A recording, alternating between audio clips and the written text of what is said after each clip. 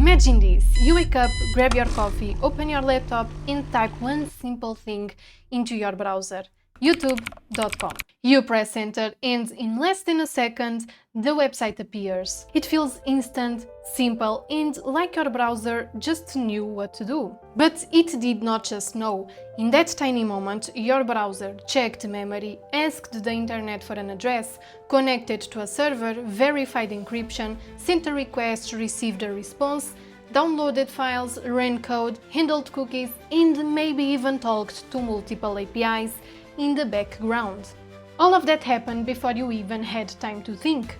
And here's why hackers care. Some of the most important web vulnerabilities happen somewhere inside that journey. A fake domain, a bad redirect, an invalid HTTPS certificate, a leaked cookie, a hidden API request, a login page that trusts the wrong thing, a server that exposes too much information. All of that starts with one simple action. You type a URL. So in this video, I want to show you what actually happens from the moment you press enter to the moment the website appears on your screen. So let's get to it. Picture the internet like a massive city, and every website is a building in that city. Your browser is you, and the URL is the address you type into your GPS. But here's the first problem. Humans like names and computers like numbers. So you and I like to type Google or YouTube, but computers do not connect to names like that. They connect to IP addresses. And an IP address is like the actual location of the building. So when you type a URL, your computer has to figure out where that website lives. But before it asks the internet, it checks if it already knows the answer. So your browser, it's a bit like a person who says, have I been here before? Maybe you visited the website 5 minutes ago, or maybe your OS already saved the IP, or maybe your router remembers it. This is called caching. Now, caching means storing the answer, so we do not need to keep asking the same question again and again. So that's one reason why websites can feel fast. If your computer already knows where YouTube is, it doesn't need to search for it again. It can just use the saved answer. But if it doesn't know, then we go to the next step, which is DNS. DNS stands for Domain Name System, and DNS sounds complicated, but the basic idea is simple. Think of DNS like the phone book of the internet. You give it a name and DNS gives you a number, so it's basically like you asking, where is YouTube? In DNS answers, here's the IP address. In real life, DNS is not just one big phone book sitting in one place.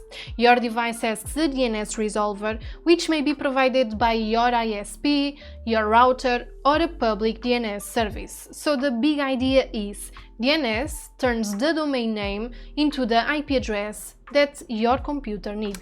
Now, from a security perspective, DNS is very important because if you are sent to the wrong address, you may end up in the wrong place. Imagine you type the name of your bank, but something tricks your device into going to a fake server instead. Or imagine the link looks almost correct, but one letter is different. Maybe there's an extra character, maybe the domain seems official at first glance, but when you read it carefully, something's off. That's why phishing domains are so dangerous. Attackers do not always need something technically advanced. They just need you to look too quickly, because the logo can be copied, the colors can be copied, the page layout can be copied, but the domain is one of the first things you should check. So here's your first security habit. Do not only look at the page, look at the domain, because before you trust a website, you need to know where you are. Now your DNS gives your computer the IP address.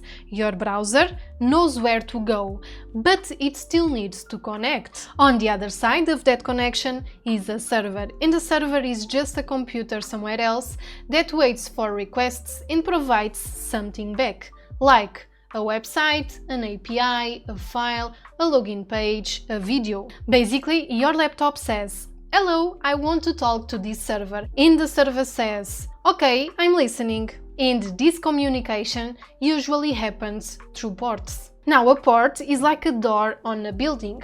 Now, for websites, the common ports are port 80, which is for HTTP, and port 443, which is for HTTPS. Now, most modern websites use HTTPS, which brings us to one of the most important parts of this whole journey, which is encryption. When you see HTTPS in the URL, it means your browser and the website are using encryption to protect the conversation. Without HTTPS, someone between you and the website, also known as man in the middle, may be able to read or even change the data being sent. With HTTPS, your browser and the server agree on a secure way to communicate. So, a simple way to imagine it is this. Your browser and the server meet in public, they agree on how to create a secret language, then they use that secret language for the rest of the conversation. So even if someone is watching the traffic, they cannot easily understand the content. However, this process involves certificates. And the certificate helps your browser verify that the website is actually who it claims to be. That's why browser warnings matter. So when your browser says your connection is not private or this certificate is invalid, do not ignore that. Sometimes it's just a misconfigured website because maybe the certificate expired, maybe it was set up incorrectly, or maybe it was issued for the wrong domain. But sometimes it can mean something's wrong with the connection or your browser cannot verify the identity of the server. Now, this part is very important. HTTPS does not mean that the website is safe. It means that the connection to that domain is encrypted. So, a phishing website can also have HTTPS, and the scam page can also have the little lock icon. So, do not think it has a lock, so it's safe. Think it has a lock, so my connection to this domain is encrypted. Now I still need to check if the domain itself is legitimate. Now we have the IP address, we have connected to the server, we have encryption. So what does your browser actually send? This is where HTTP comes in, and HTTP stands for Hypertext Transfer Protocol. And HTTP is the language that browsers and web servers use to talk. So this works like this.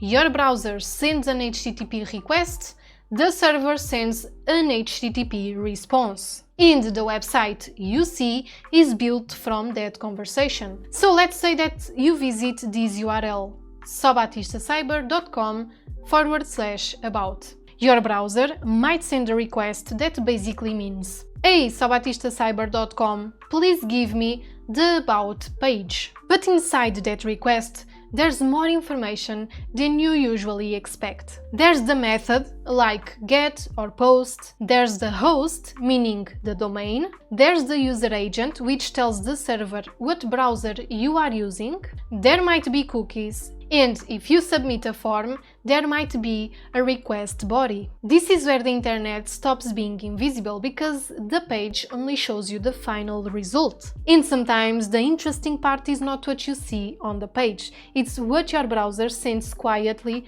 while you use the page. That's why web hackers care so much about HTTP requests.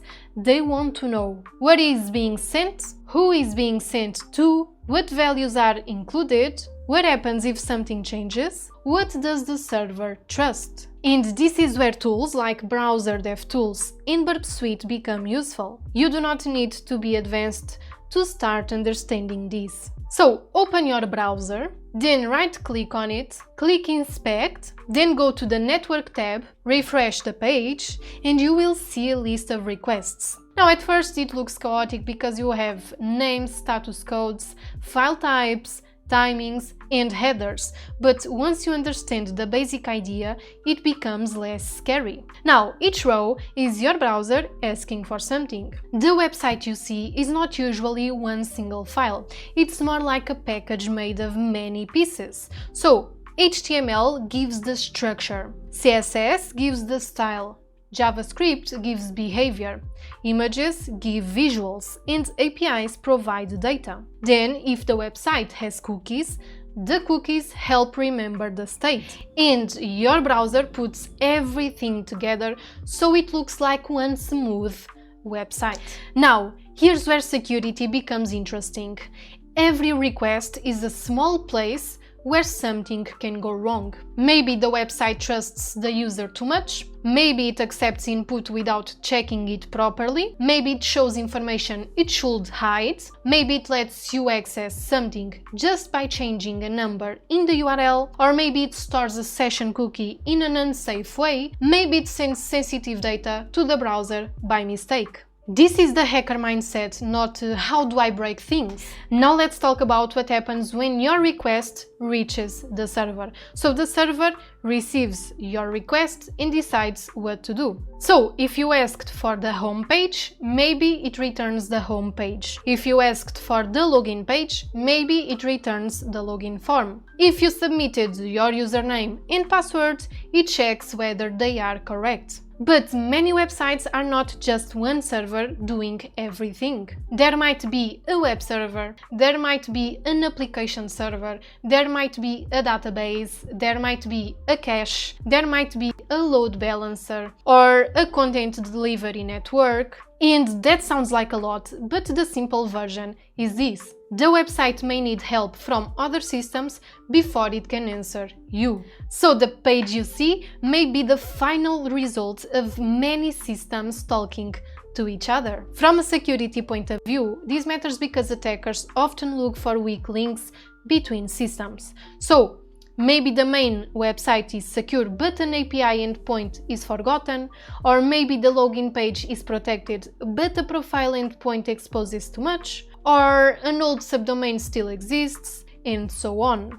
This is why recon matters in ethical hacking, because you are just trying to understand the surface of a system. So what domains exist, what subdomains exist, what ports are open, what technologies are used, what pages are public, what APIs are called, what information is exposed, and all of that connects back to the simple URL. Now, the server has a response, and the response has a status code, and you have probably seen some of these. So 200 means OK, 301 or 302 means redirect, 403 means forbidden, 404 means not found, 500 means something went wrong. Now, for a normal user, these are just numbers, but for someone learning hacking, these are clues. Now we get to one of the most important small pieces of this journey, which is cookies. And cookies are small pieces of data that the website stores in your browser. They are used for many things, like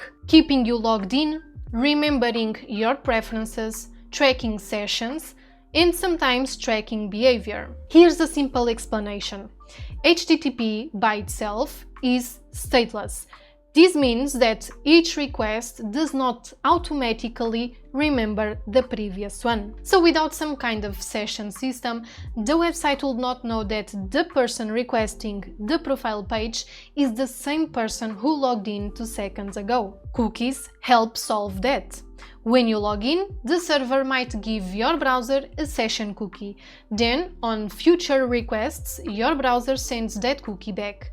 And the cookie basically says, this is the same session. That's why cookies are sensitive. If someone steals your active cookie, they might be able to act like you without your passwords, depending on how the website is built. So cookies are not just random browser junk. They are part of how websites remember who you are, and because of that, they are very important in web security. Now, the browser receives the response, then builds the page, and this process is called rendering. The browser reads HTML and builds the structure. It applies CSS so the page looks nice. It runs JavaScript so buttons, menus, forms, and dynamic features work. But here's the thing that many miss. The page might look finished, but the browser might still be talking to the server. Modern websites are dynamic, and JavaScript can send more requests in the background. For example, when you scroll, the site may request more content. When you type in a search box, it may request suggestions. When you click a button, it may send data without reloading the whole page. And that's why the network tab is so useful. Sometimes the most interesting requests are not obvious on the page.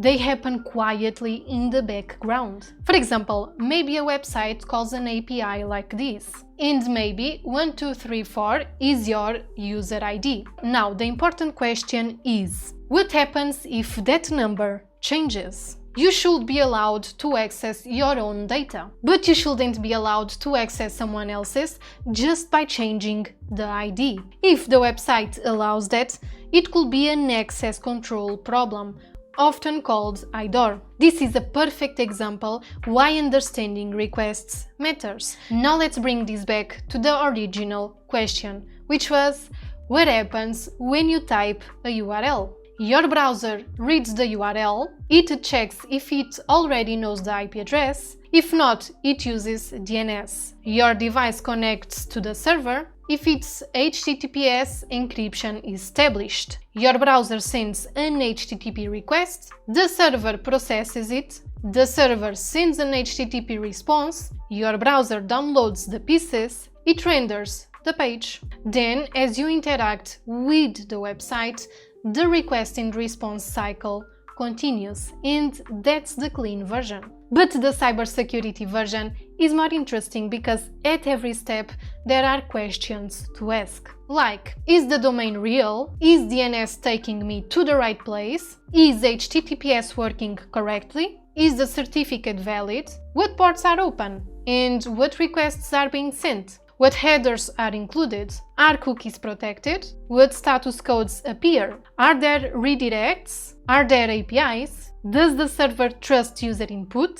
This is why this topic is such a good foundation, because once you understand this journey, so many tools start to make more sense. Tools like Nmap, which helps you understand what doors are open, Perp Suite, which help you inspect and modify HTTP requests, DevTools, which help you see what your browser is actually doing, and DNS lookup tools, which help you understand where a domain points. So the next time you type a URL and the website loads instantly, remember it was not really instant.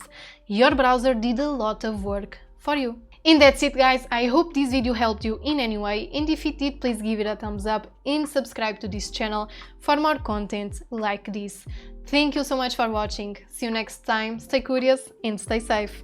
Bye bye!